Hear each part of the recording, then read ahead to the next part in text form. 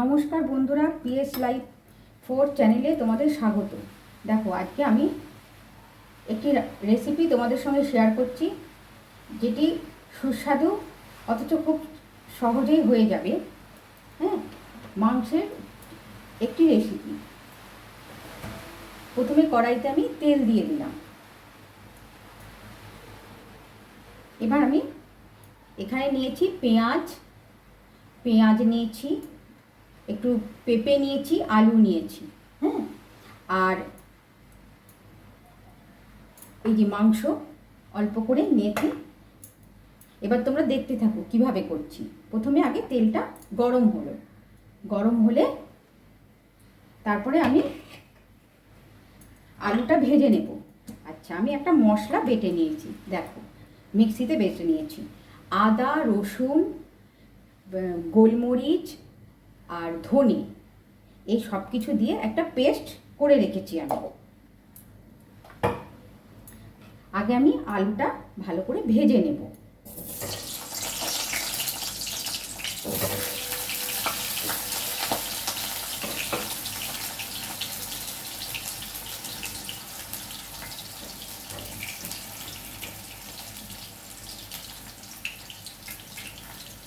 আমি 3টে পেঁয়াজ নিয়েছি, খুব সামান্য 7-8 পিস চিকেন আছে।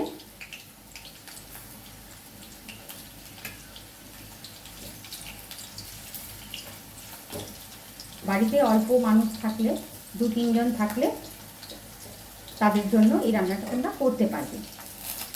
এবং পেঁপে দিয়েছি যাতে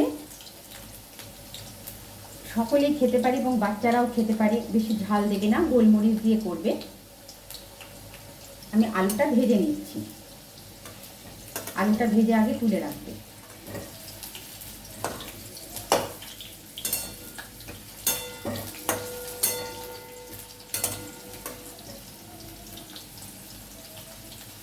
দেখো, আলুটা ভাজা হয়ে গেছে, আমি তুলে রাখলাম। পুরোটা ভাজবে না, আর অল্প ভাজবে। এবং ওই তেলেই আমি এই যে পেঁয়াজ কেটেছি, এই পেঁয়াজটা দিয়ে দিলাম।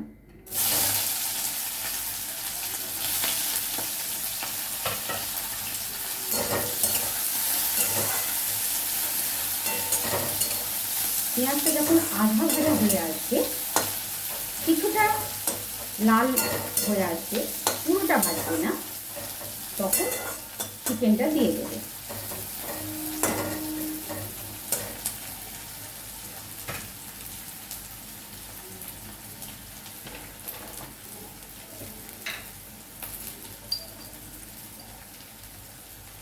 এই সময় লবণটা দিয়ে দেবে।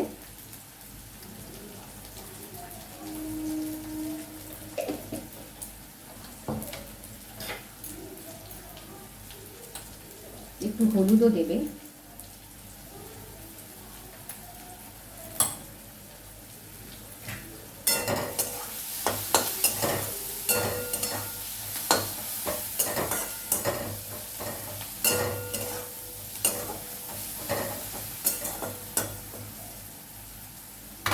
এবার চিকেনটা দিয়ে দাও।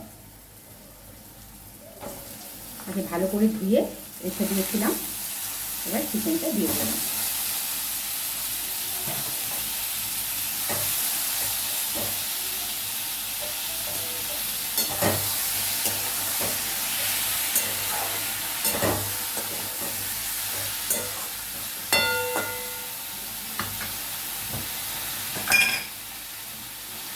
এবার যে মশলাটা আমি বেটে রেখেছিলাম, দেখো, এটা দিয়ে দিলাম।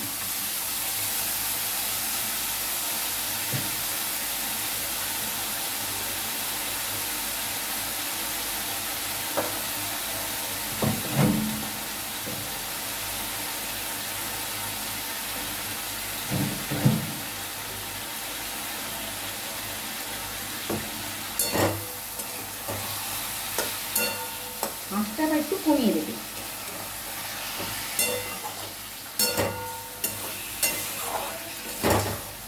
ভালো করে মশলার সাথে এটা মিশিয়ে নাও, নিয়ে একটু কষিয়ে নাও। আচ্ছা, এই সময় কয়েক টুকরো পেঁপে দিয়ে দাও।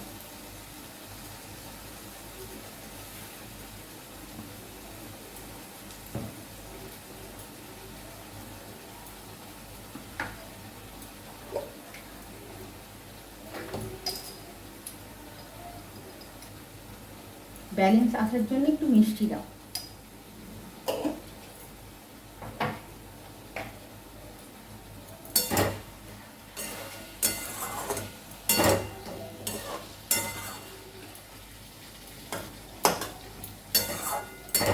এখন কিন্তু জল দেবে না।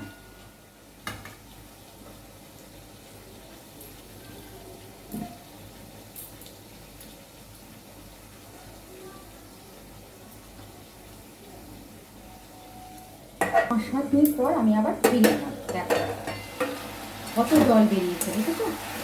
এবার আঁচটা আমি একটু বাড়িয়ে দিয়েছি, কত জল বেরিয়েছে। আমি কিন্তু একটুও জল দিই। এবার যে আলুটা আমি ভেজে রেখেছি, এই যে আলুটা, এই আলুটা আমি দিয়ে দিলাম। আবার একটু ভালো করে মিশিয়ে দাও।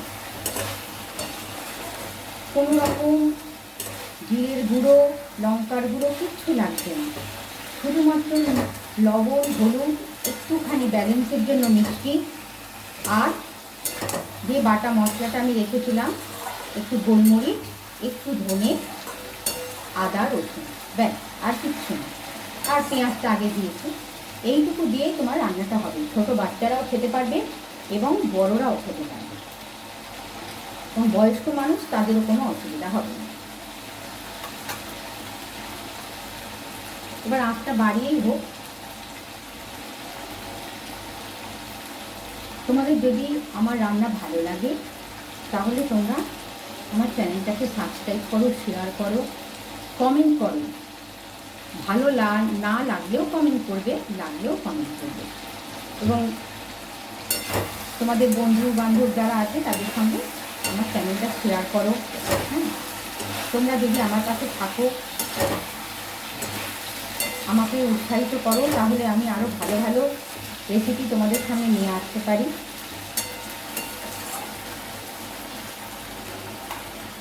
প্লিজ তোমরা আমার সঙ্গে থাকো এবং আমার রান্না করা যে সমস্ত বিষয়গুলি আছে সেগুলো দেখো, এবং যদি কোনো কিছু নতুন কিছু রান্না তোমাদের দেখতে ইচ্ছা করে তোমরা বলো, আমি সেটাও তোমাদের সঙ্গে শেয়ার করব।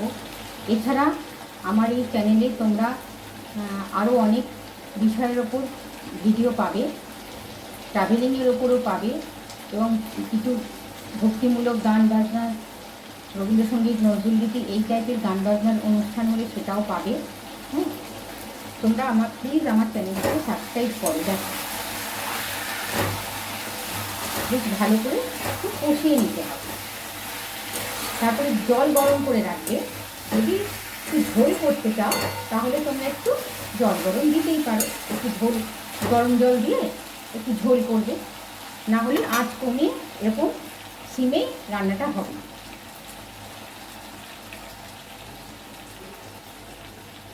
দেখো আমি আবার এটাকে ঢেকে দিচ্ছি 5 মিনিটের জন্য। দেখো কতটা তেল বেরিয়ে গেছে, দেখেছ? দেখো কতটা তেল বেরিয়ে গেছে। এবার কষানো হয়ে গেছে। এবার একটু আমি এর মধ্যে ঘি দেব।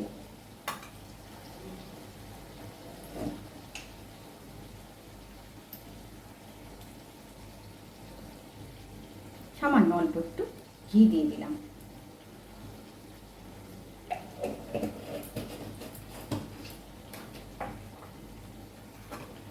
এবার আঁচটা একটু বাড়িয়ে দিচ্ছি। দেখো কত তেল বেরিয়েছে, কত সামান্য তেলে রান্না হচ্ছে।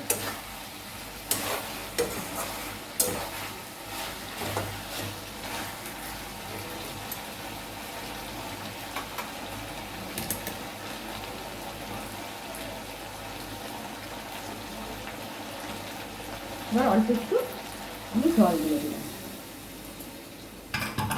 এই যে মশলার পাত্রটা ছিল সেটা ধুয়ে আমি একটু জল দিয়ে দিলাম। এবার তোমাদের যদি আরও ঝোল প্রয়োজন হয়, আরও হয়তো অনেকে খাবে, সেক্ষেত্রে তোমরা আরেকটু জল দিতে পারো।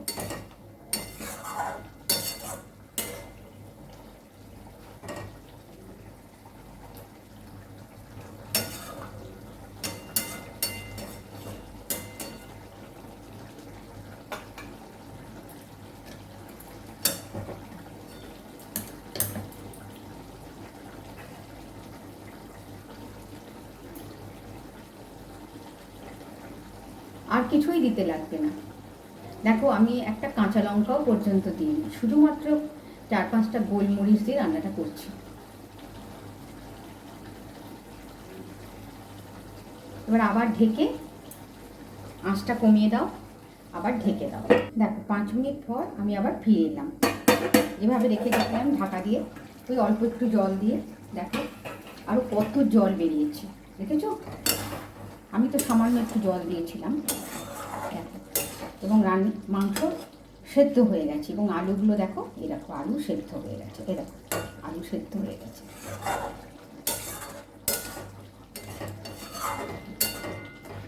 কোনো রকম সেরকম মশলা পড়েনি, তাও দেখো গ্রেভিটা কত ভালো হয়েছে। এবার শুধুমাত্র একটু গরম মশলা দিয়ে নামিয়ে নেব।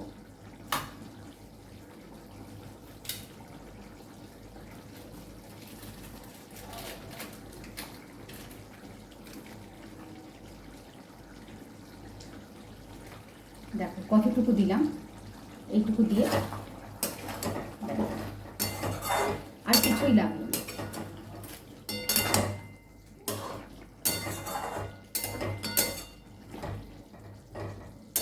এবং খেতে খুবই ভালো হয়, ভাত রুটি সব কিছুর সঙ্গেই তোমরা খেতে পারবে, খুব বেশি ঝোল হয়নি, তোমরা ভাত রুটি সব কিছুর সাথেই খেতে পারবে।